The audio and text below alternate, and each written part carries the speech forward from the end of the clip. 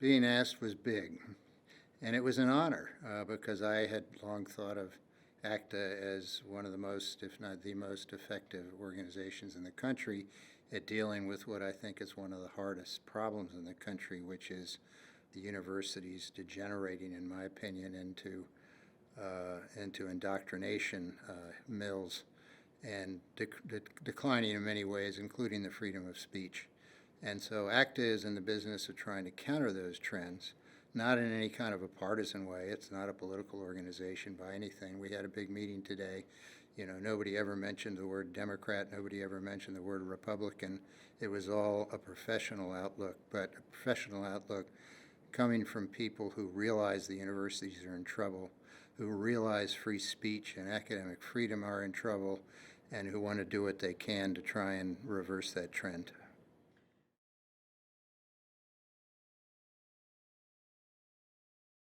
It comes from the top to some extent, but it's spread down through the high schools so that people at Princeton, where I'm on an organization, Free Speech, say the biggest problem comes from peer pressure from other students.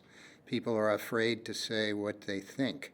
They're especially afraid to say what they think if they're out of sync with the predominant attitudes on campus, which tend to be, pretty far to the left. I consider myself pretty much a centrist, and I know it bothers conservatives greatly that it's so far to the left, but as a centrist, it strikes me as way off balance and needing something to try and swing the balance back.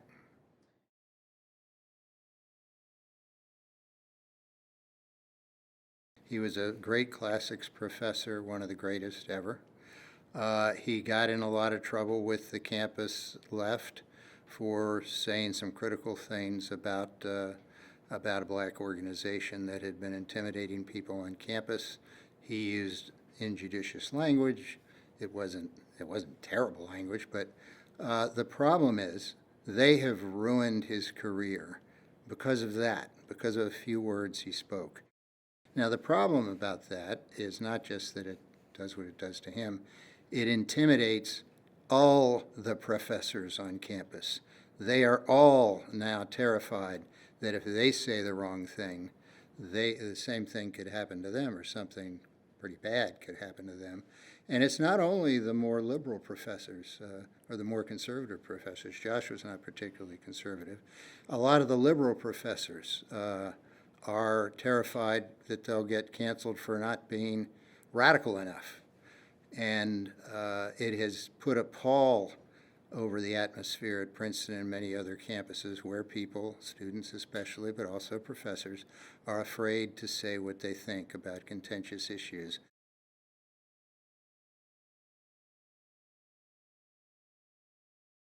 Due process is one of the most important protections we have as Americans, in the Constitution, and it comes from state laws also.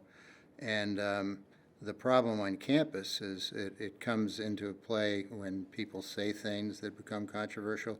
It comes into play very much so when there are allegations of sexual misconduct made.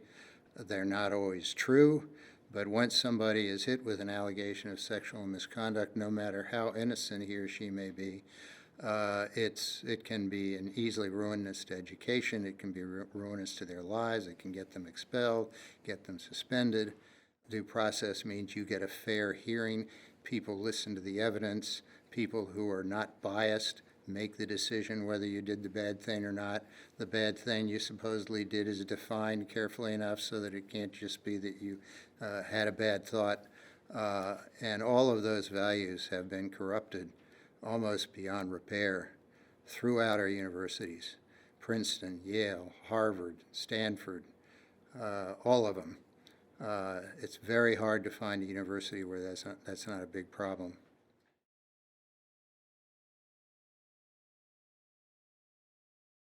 They're not quite the same as, say, the First Amendment, which is the gold standard of free speech protection against government, because the First Amendment doesn't protect directly against violations of free speech by private institutions, including private colleges.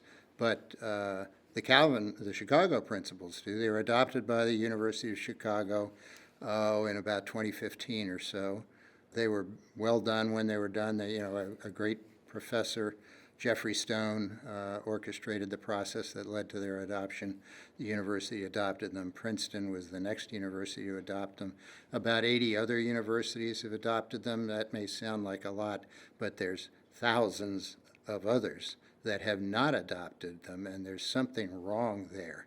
Basically, they give the same protections to students and faculty in colleges that the First Amendment gives against government, in this case, to the rest of us. They don't protect against everything. You can't slander or libel someone. You can't shout, fire in a crowded theater. You can't threaten somebody with violence. But they protect almost everything. You can't invade privacy. But within the realm of reasonable debate, reasonable political debate in particular, they protect anything you say, no matter how controversial, no matter how unpopular. And that is the lifeblood of a university. That's what universities are there for, is to allow people to explore ideas, including ideas that are unpopular in a lot of circles.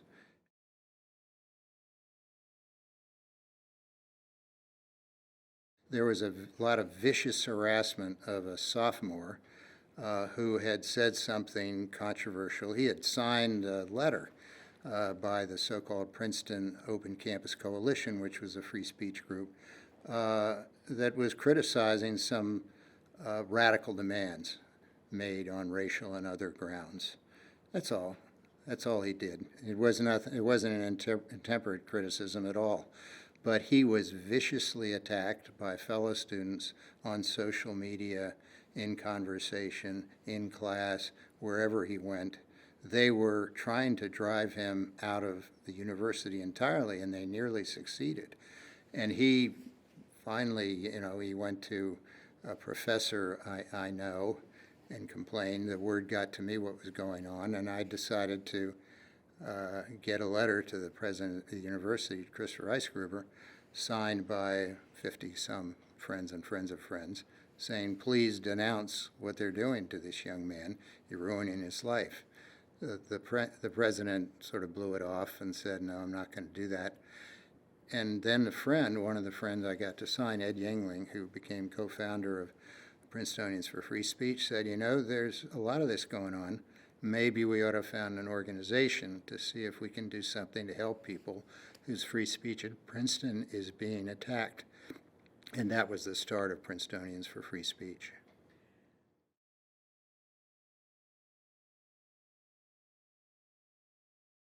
What freedom of speech has that trumps all the others in terms of its necessity is everybody deep down, I think, understands the importance of freedom of speech. It's not something that should divide people politically. It does, but it shouldn't. Smart conservatives and smart liberals and smart moderates alike should all support freedom of speech. It's at the heart of our educational system. And so we thought it was the one problem on campus that was A, the biggest problem, and B, the one that it should be hardest to mobilize a broad coalition against, was censorship and hostility to freedom of speech.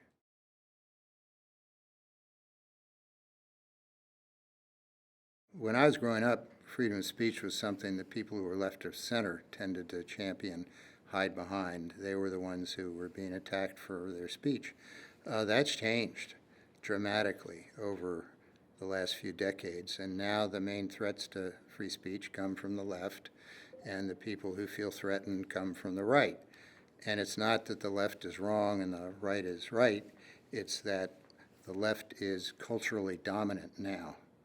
And the people who tend to be culturally dominant find it easier, free speech-wise, to push around everybody else than anyone else does. And so that's why it's kind of a problem more complained of, the threat to free speech, by people on the right than on the left.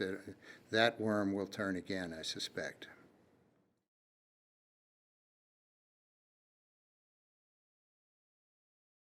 The idea was alumni are the only constituency group in universities who really have the opportunity, the freedom, and the clout to do anything to defend free speech. Faculty tend to be intimidated these days by the anti-free speech forces, so do students. That leaves alumni if you want somebody to really lead the defense of free speech. There are some professors who do a great job of it, some students who do a great job of it, but alumni as a group are in a better position to do more about it.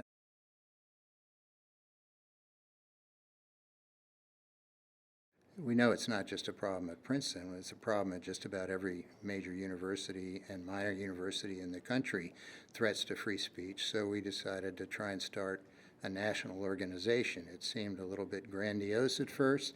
The little old Princetonians for free speech is going to start a national organization.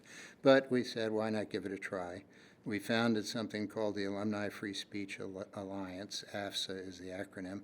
And there are about 15 alumni groups in it now that are all doing essentially what we do, and some MIT, Harvard, Yale, UVA, Cornell, Stanford is now in, Duke, University of North Carolina, and some lesser-known colleges have all joined the Alumni Free Speech Alliance and are all doing more or less what Princetonians for Free Speech does, and what on another level ACTA does, which is try to champion free speech on campus and have events, have debates, have speeches, mobilize when people are being attacked, and do what we can to try and turn the tide.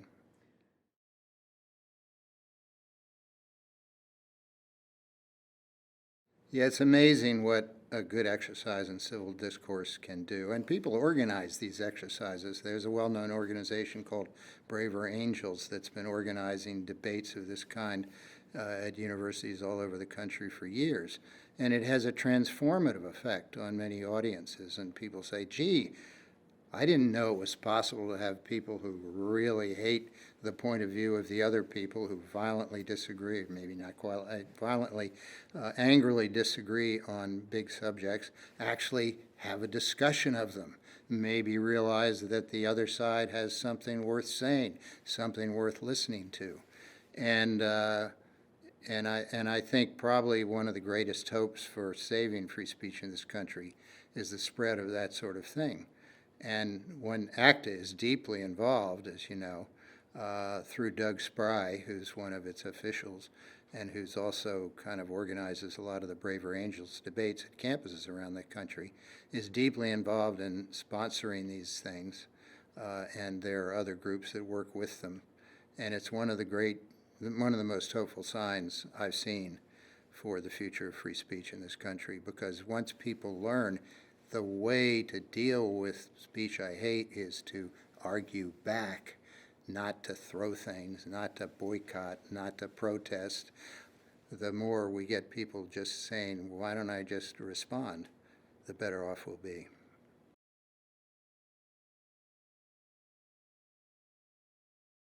At least theoretically, the trustees are the center of power at the university. The president of the university is usually hired by the trustees. They can fire him.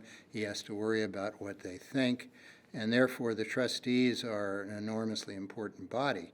Now, at a lot of universities, Princeton, for example, particularly private universities, the trustees tend to become lapdogs for the president of the university. You know, he'll make sure he stacks the board of trustees with his friends and allies, and that's unhealthy. It's less true at public universities, where trustees tend to come through the political process, and it's a more balanced group. It's not just whoever the president decides to have. But ACTA plays a great function in keeping track of trustees of all the universities it can, and communicating with them and bringing information before them and making sure they are aware of what's going on both on their campus and elsewhere on free speech and on other things.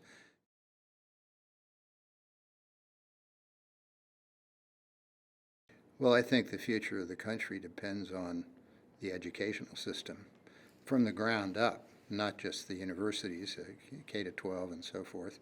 It always has, because if you don't have an educated electorate, you're not going to have good elections. You're not going to elect good public officials, and college is where it all comes to a head. You know, if the kid, usually you don't expect kids to know that much about free speech when they arrive at college. You would hope that they'd have a sense of our national heritage and they'd have learned some history, but it's college where they should really learn how free speech works in practice, how it helps you figure out what you think, how it helps you communicate with your fellow students and your professors and the people you go to work for after college. And therefore, if that goes rotten, and I think it's going rotten in our colleges to a large extent, the whole country is at risk.